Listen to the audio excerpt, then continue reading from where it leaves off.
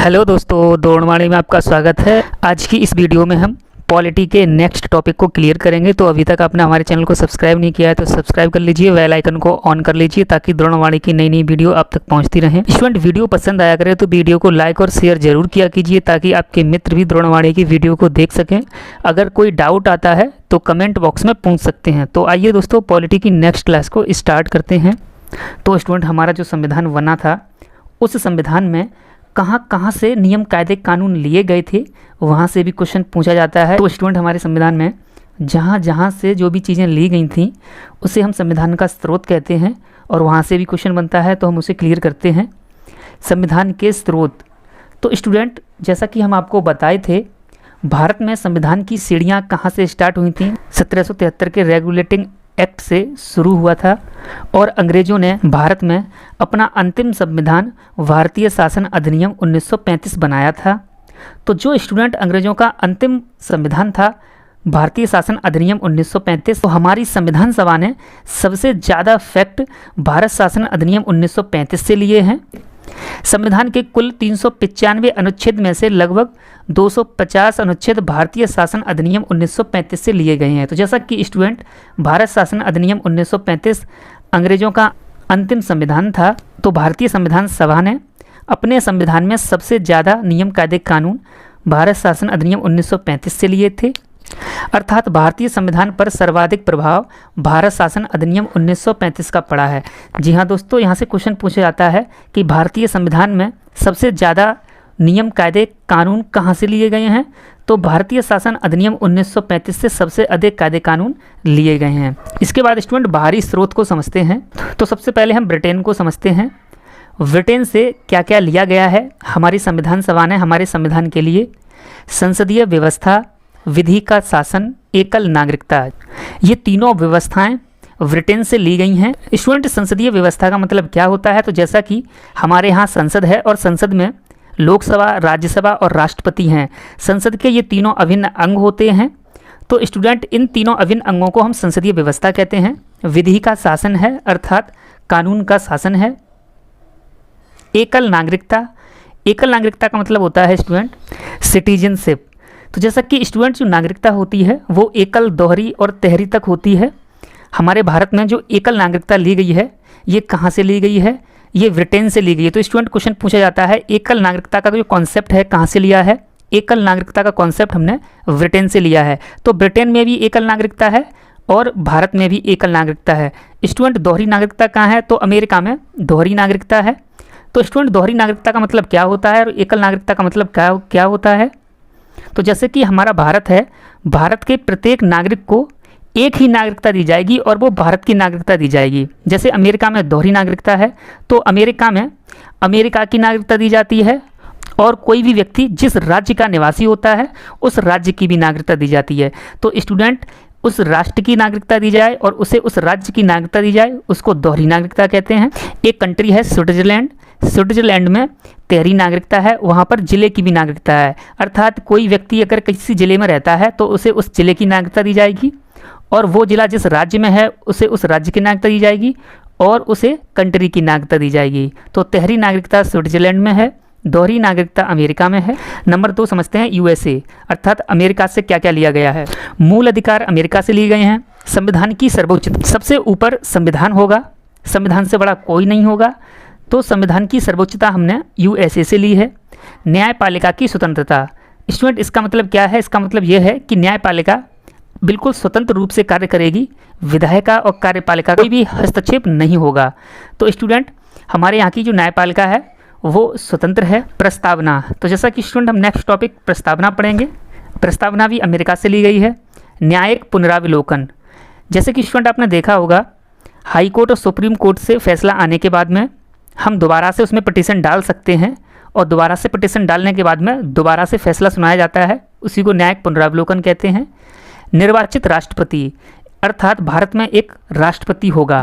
तो जैसा कि स्टूडेंट राष्ट्रपति पर महाभियोग की प्रक्रिया चलाई जाती है, वो महाभियोग शब्द भी हमने यूएसए से लिया है।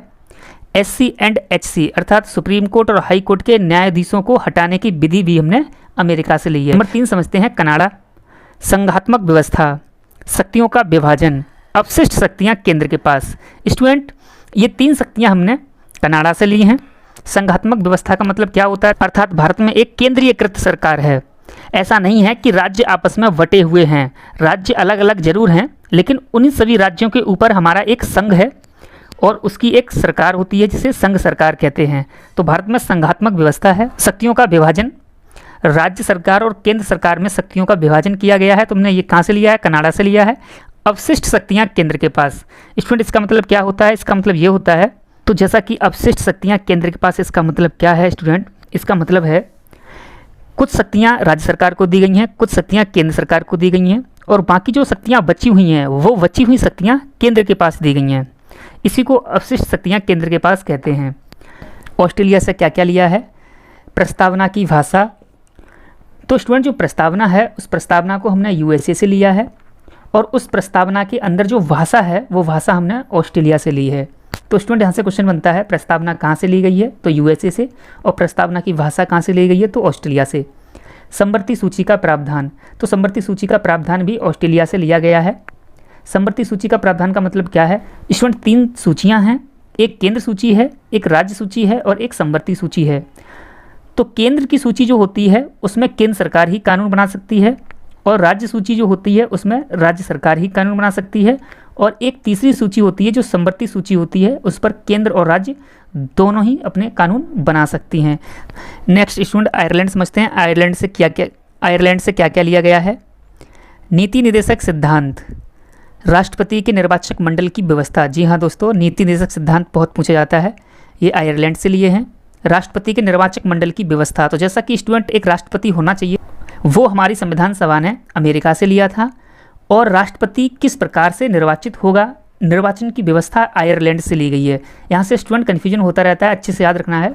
राष्ट्रपति द्वारा राज्यसभा में मनोनयन, ये भी आयरलैंड से लिया गया है। तो जैसा कि स्टूडेंट आप लोग पता होगा, राज्यसभा में 12 सदस्यों को राष्ट्रपति मनोनीत करता है, तो ये व्यवस्था आयरलैंड से ली गई है।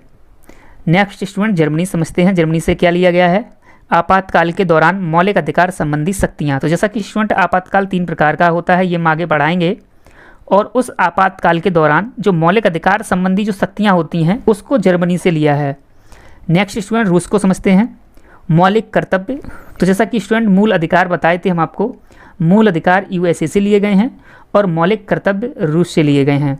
दक्षिण अफ्रीका से स्टूडेंट क्या लिया गया है, संविधान संशोधन। तो जैसा कि स्टूडेंट आपको पता होगा, भारत का जो संविधान है उस संविधान में समय समय पर संशोधन होता रहता है, संविधान में संशोधन किया जा सकता है। ये व्यवस्था हमने कहाँ से ली है, तो ये व्यवस्था हमने दक्षिण अफ्रीका से ली है। तो स्टूडेंट यहाँ से क्वेश्चन बनते हैं संविधान के स्रोत से।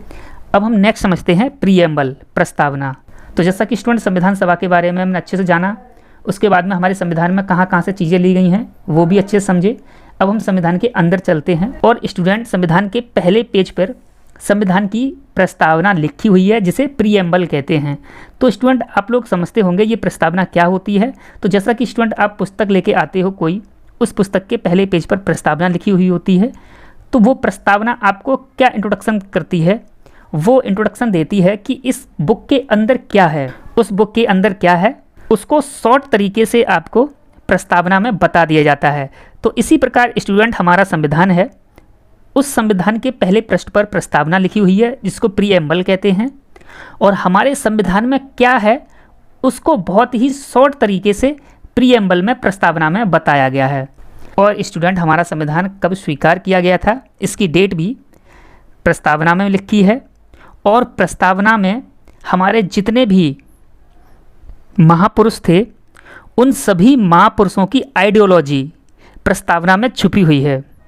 अगर स्टूडेंट हम अपने महापुरुषों के विचारों को समझना है तो एक बार प्रस्तावना जरूर पढ़ना पड़ेगा, क्योंकि हमारी जो प्रस्तावना है उस प्रस्तावना में हमारे जितने भी महापुरुष हैं उन सभी की आइडियोलॉजी छिपी हुई है, अर्थात उनकी विचारधारा छुपी हुई है। स्टूडेंट प्रस्तावना को अच्छे से समझते हैं।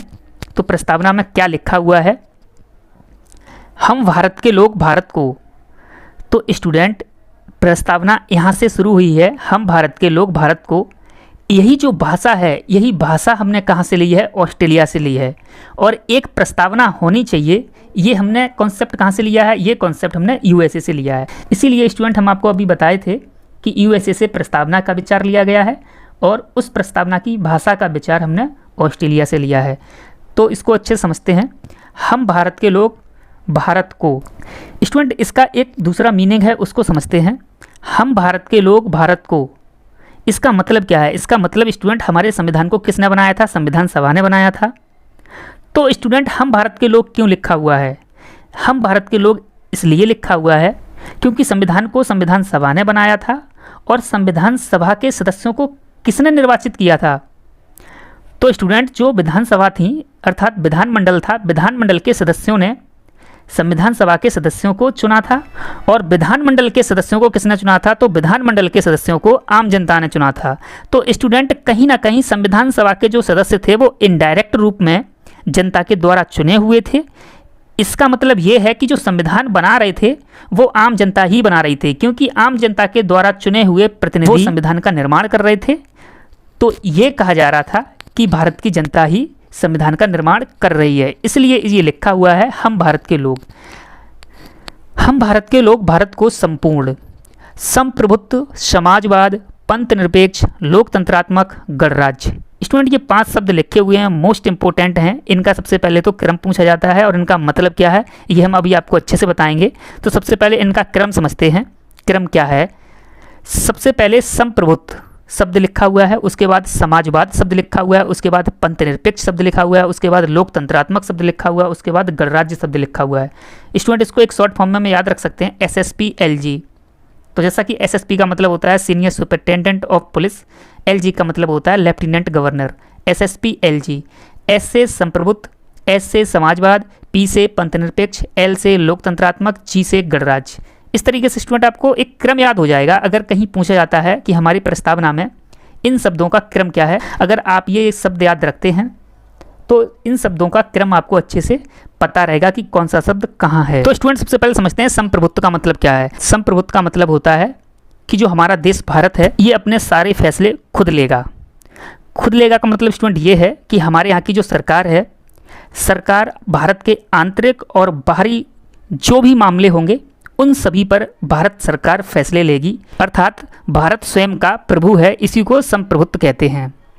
समाजवाद का स्टूडेंट मतलब क्या होता है? तो समाजवाद का मतलब होता है कि जो भी संसाधन है उन सभी संसाधनों पर सरकार का अधिकार है। और स्टूडेंट सरकार का अधिकार होगा तो इसका मतलब ये है कि भारत के प्रत्येक नागरिक का अधिकार होगा, किसी के साथ भेदभाव नहीं किया जा सकता है। इसी व्यवस्था को समाजवाद कहते हैं। किसी किसी देश में स्टूडेंट क्या होता है कि जितने भी संसाधन होते हैं उन सभी संसाधनों पर प्राइवेट व्यक्तियों का अर्थात प्राइवेट कंपनियों का अधिकार होता है। तो हम उसे समाजवाद नहीं कह सकते हैं, उसे हम पूंजीवाद कहते हैं। तो जैसा कि स्टूडेंट भारत के अंदर भी पूंजीवाद की झलक दिखाई पड़ती है, लेकिन हमारे संविधान में अभी भी समाजवाद लिखा हुआ है।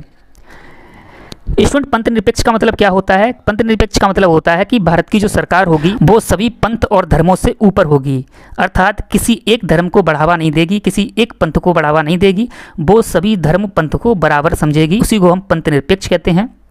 लोकतंत्रात्मक का मतलब क्या होता है? लोकतंत्रात्मक का मतलब होता है स्टूडेंट यहाँ की जो सरकार होगी उसे जनता चुनेगी। गणराज्य का मतलब क्या होता है? स्टूडेंट गणराज्य का मतलब होता है कि जो उस देश का राजा होगा वो वंशानुगत नहीं होगा। तो जैसा कि स्टूडेंट हमारे देश का राजा कौन है, हमारे देश का अध्यक्ष कौन है? राष्ट्रपति होते हैं। स्टूडेंट प्रधानमंत्री सरकार के अध्यक्ष होते हैं, राष्ट्र के अध्यक्ष नहीं होते हैं। राष्ट्र के अध्यक्ष राष्ट्रपति होते हैं। तो जैसा कि स्टूडेंट राष्ट्र के अध्यक्ष राष्ट्रपति हैं वो वंशानुगत नहीं हैं। अगर वंशानुगत होते तो गणराज्य नहीं होता, अर्थात हमारे भारत में जो अध्यक्ष होते हैं, राष्ट्रपति होते हैं, वो वंशानुगत नहीं हैं। हर 5 वर्ष के बाद में उनका चुनाव होता है, इसलिए हमारा भारत गणराज्य है, रिपब्लिक है। और ब्रिटेन में क्या होता है? ब्रिटेन के राजा और रानी जो हैं वो वंशानुगत हैं, इसलिए ब्रिटेन गणराज्य नहीं है। आई होप स्टूडेंट संप्रभुत्व, समाजवाद, पंथ निरपेक्ष, लोकतंत्रात्मक, गणराज्य शब्द आपको अच्छे समझ में आ गए होंगे। तो स्टूडेंट इन शब्दों का क्रम भी पूछा जाता है। तो स्टूडेंट नेक्स्ट समझते हैं। गणराज्य बनाने के लिए तथा उसके समस्त नागरिकों को सामाजिक, आर्थिक और राजनीतिक न्याय। स्टूडेंट प्रस्तावना में 3 प्रकार के न्याय की बात की गई है, सामाजिक, आर्थिक और राजनीतिक। क्वेश्चन पूछा जाता है प्रस्तावना में कितने प्रकार के न्याय की बात की गई है? तो सामाजिक और आर्थिक और राजनीतिक तीनों प्रकार के न्याय की बात की गई है। उसके बाद में विचार, अभिव्यक्ति, विश्वास, धर्म और उपासना की स्वतंत्रता। स्टूडेंट प्रस्तावना में कितने प्रकार की स्वतंत्रता की बात की गई है, ये भी क्वेश्चन पूछा जाता है। तो विचार, अभिव्यक्ति, विश्वास, धर्म और उपासना, इन 5 शब्दों को अच्छे से याद रखना है। ये 5 प्रकार की स्वतंत्रता हमारी प्रस्तावना में दी गई हैं। और हम जब मौलिक अधिकार पढ़ेंगे तो मौलिक अधिकार के अनुच्छेद 19 में 6 प्रकार की स्वतंत्रता हैं। तो यहाँ से स्टूडेंट बच्चे कन्फ्यूज होते हैं। मौलिक अधिकार में 6 प्रकार की स्वतंत्रता दी हुई है और प्रस्तावना में 5 प्रकार की स्वतंत्रता दी गई है। विचार का स्टूडेंट मतलब होता है थॉट, अभिव्यक्ति का मतलब होता है बोलने की आज़ादी, विश्वास का मतलब होता है किसी पर विश्वास करना अपनी एक स्वतंत्रता होती है, किसी भी धर्म को अपनाओ, धर्म की स्वतंत्रता है। उपासना भी स्टूडेंट आप लोग जानते होंगे। तो ये विचार, अभिव्यक्ति, विश्वास, धर्म, उपासना, ये 5 प्रकार की स्वतंत्रता दी हुई हैं। प्रतिष्ठा और अवसर की समता, जी हाँ दोस्तों, समता का मतलब होता है समानता। क्वेश्चन पूछा जाता है कि प्रस्तावना में कितने प्रकार की समानता की बात की गई है, तो 2 प्रकार के समानता की बात की गई है, एक प्रतिष्ठा और अवसर। दोनों की जो समानता हैं वो सभी, प्रतिष्ठा और अवसर में सभी को समान रखा जाएगा, किसी में भेदभाव नहीं किया जाएगा। तो स्टूडेंट इन 5 शब्दों को अच्छे से याद रखना है। उसके बाद में 3 प्रकार के न्याय की बात की गई है, उसके बाद में 5 प्रकार के स्वतंत्रता की बात की गई है, उसके बाद में 2 प्रकार के समानता की बात की गई है। प्राप्त करने के लिए तथा उन सब में व्यक्ति की गरिमा और राष्ट्र की एकता और अखंडता सुनिश्चित करने वाली बंधुता बढ़ाने के लिए दृढ़ संकल्प होकर अपनी इस संविधान सभा में आज तारीख 26 नवंबर 1949 को संविधान को अंगीकृत, अधिनियमित और आत्मार्पित करते हैं। तो स्टूडेंट ये पूरी प्रस्तावना है। इसमें जैसा कि हम अभी कुछ शब्द को समझ गए थे, कुछ शब्दों को और समझना है। प्राप्त करने के लिए तथा उन सब में व्यक्ति की गरिमा और राष्ट्र की एकता और अखंडता। स्टूडेंट एकता और अखंडता शब्द का आप लोग अच्छे से मतलब समझते होंगे। एकता का मतलब होता है यूनिटी, अर्थात यूनिटी में रहना है, और अखंडता अर्थात भारत को अखंड बना के रखना है। तो एकता और अखंडता सुनिश्चित करने वाली बंधुता, भाईचारा बनाकर रखना है। तो एकता और अखंडता सुनिश्चित करने वाली बंधुता बढ़ाने के लिए दृढ़ संकल्प होकर अपनी इस संविधान सभा में आज तारीख 26 नवंबर 1949, तो जैसा कि स्टूडेंट 26 नवंबर 1949 को हमारे संविधान सभा ने संविधान को स्वीकार किया था, वो डेट लिखी हुई है। तो वो डेट कहाँ लिखी हुई है? प्रस्तावना में लिखी हुई है। को संविधान को अंगीकृत करते हैं। अंगीकृत का मतलब इस संविधान को हम अपना अंग बनाते हैं, अर्थात स्वीकार करते हैं। अधिनियमित का मतलब संविधान पूरे देश पर लागू होगा, और आत्मार्पित का मतलब अपनी आत्मा को भी समर्पित करते हैं, अर्थात ये संविधान हम पर भी लागू होगा। तो स्टूडेंट इस प्रस्तावना का जो मतलब है बहुत अच्छे से समझा दिए हैं। स्टूडेंट इससे जुड़े हुए कुछ केस आए थे, उनको बहुत अच्छे से समझते हैं। जैसे प्रस्तावना में संशोधन, इस टॉपिक को समझते हैं।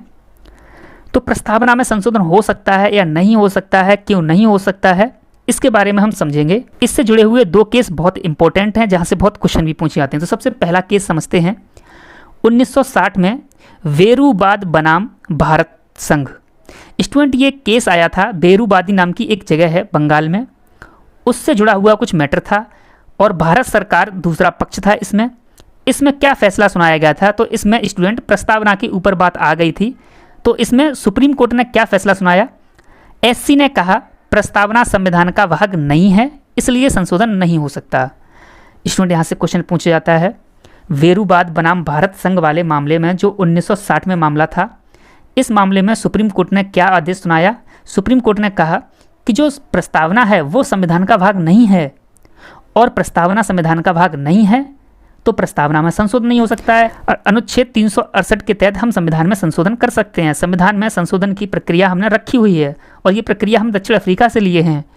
तो इसमें यह कहा गया था जब हम संविधान में संशोधन कर सकते हैं तो क्या प्रस्तावना में भी संशोधन कर सकते हैं? वो मैटर था। तो उस मैटर में सुप्रीम कोर्ट ने कहा कि संविधान का भाग प्रस्तावना नहीं है, इसलिए प्रस्तावना में संशोधन नहीं हो सकता है। स्टूडेंट इस फैसले के बाद में 13 साल के बाद में 1973 में एक और मामला आके फंसा। तो उस मामले में सुप्रीम कोर्ट ने यू टर्न लिया, उसको हम अच्छे समझते हैं।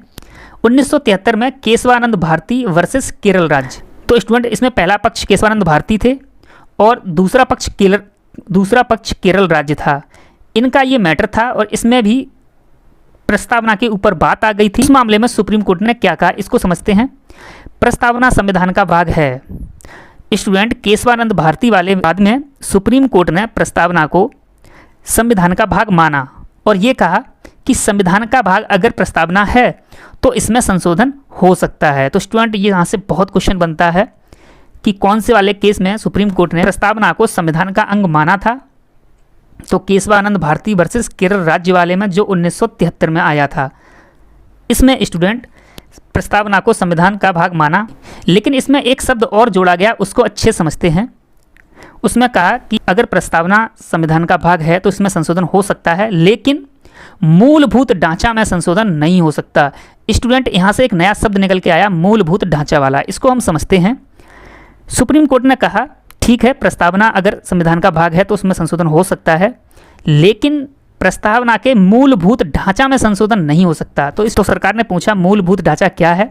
कोर्ट ने कहा कि मूलभूत ढांचा को हम समय समय पर कोड करते रहेंगे। एकदम से सुप्रीम कोर्ट ने इसकी कोई परिभाषा नहीं सुनाई थी, लेकिन स्टूडेंट मूलभूत ढांचा का मतलब क्या होता है इसको एक बार बताते हैं।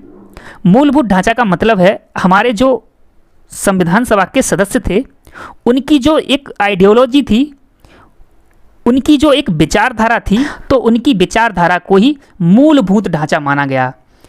मूलभूत ढांचा के अगर कोई भी खिलाफ कोई पॉइंट है तो संशोधन नहीं हो सकता है। अगर मूलभूत ढांचा को प्रभावित नहीं करता है तो स्टूडेंट प्रस्तावना में संशोधन हो सकता है। आई होप स्टूडेंट आप अच्छे समझ गए होंगे। तो स्टूडेंट जब 1973 में सुप्रीम कोर्ट ने ये फैसला सुना दिया कि प्रस्तावना संविधान का भाग है, प्रस्तावना में संशोधन हो सकता है, लेकिन मूलभूत ढांचा में संशोधन नहीं हो सकता है, तभी स्टूडेंट 1976 में 42वें संविधान संशोधन 1976 के तहत प्रस्तावना में संशोधन हुआ और इस संशोधन में 3 नए शब्दों को जोड़ा गया। तो कौन कौन से शब्द थे? पंथ निरपेक्ष, समाजवाद और अखंडता। ये 3 शब्द जो स्टूडेंट हैं ये 42वें संविधान संशोधन 1976 के तहत जोड़े गए थे। तो जैसा कि स्टूडेंट 1973 में ये फैसला आया था और इस फैसले के 3 साल बाद 1976 में 42वां संविधान संशोधन हुआ और तभी संविधान में 3 नए शब्द जोड़े गए, पंथनिरपेक्ष, समाजवाद और अखंडता। स्टूडेंट प्रस्तावना से कुछ फैक्ट बनते हैं, हम उनको अच्छे समझते हैं जहाँ से क्वेश्चन पूछे जाते हैं। प्रस्तावना को संविधान की कुंजी या आत्मा किसने कहा था? तो स्टूडेंट ठाकुर दास भार्गव संविधान सभा के सदस्य थे। इन्होंने प्रस्तावना को संविधान की कुंजी और आत्मा कहा था। यहाँ से क्वेश्चन पूछा जाता है प्रस्तावना को संविधान की कुंजी या आत्मा किसने कहा था? तो ठाकुर दास भार्गव ने कहा था। संविधान का स्रोत प्रस्तावना के अनुसार कौन है? तो संविधान का स्रोत भारत के लोग हैं। तो जैसा कि स्टूडेंट हम आपको पहली लाइन बताए थे, हम भारत के लोग भारत को, तो जो हम भारत के लोग हैं उसी शब्द से स्पष्ट साफ होता है कि संविधान का स्रोत प्रस्तावना के अनुसार कौन है? प्रस्तावना के अनुसार भारत के लोग ही हैं। इसके बाद स्टूडेंट समस्त शक्तियों का केंद्र बिंदु प्रस्तावना के अनुसार कौन है? स्टूडेंट आपसे पूछा जाए कि प्रस्तावना के अनुसार बताइए समस्त शक्तियों का केंद्र बिंदु कौन है? तो समस्त शक्तियों के केंद्र बिंदु भारत के लोग ही हैं, क्योंकि पहली लाइन में ही लिखा हुआ है हम भारत के लोग, भारत को, अर्थात जो संविधान बना रहे हैं वो भारत के लोग ही बना रहे हैं। इस तरीके से कोट किया गया है। इसके बाद स्टूडेंट क्वेश्चन पूछा जाता है प्रस्तावना का आधार क्या है? तो उद्देश्य प्रस्ताव प्रस्तावना का आधार है। तो जैसा कि स्टूडेंट आपको पता होगा संविधान सभा की शुरुआत की 3 बैठकें हुई थी। तीसरी बैठक 13 दिसंबर 1946 को हुई थी और 13 दिसंबर 1946 को पीटी नेहरू ने उद्देश्य प्रस्ताव पेश किया था, वो पास नहीं हो पाया था, वो पास 22 जनवरी 1947 को हुआ था। तो स्टूडेंट जो उद्देश्य प्रस्ताव पेश किया गया था वही उद्देश्य प्रस्ताव प्रस्तावना का आधार बना था। प्रस्तावना का विचार अर्थात भारत के संविधान में एक प्रस्तावना होनी चाहिए, ये विचार कहाँ से लिया है? ये अमेरिका से लिया है, हमने पहले ही आपको बता दिया था। और प्रस्तावना की भाषा का कॉन्सेप्ट कहाँ से लिया है? तो प्रस्तावना की भाषा का कॉन्सेप्ट ऑस्ट्रेलिया से लिया है। आई होप स्टूडेंट ये वीडियो आपको पसंद आई होगी। तो अभी तक आपने हमारे चैनल को सब्सक्राइब नहीं किया है तो सब्सक्राइब कर लीजिए, बेल आइकन को ऑन कर लीजिए ताकि द्रोणवाणी की नई नई वीडियो आप तक पहुंचती रहें।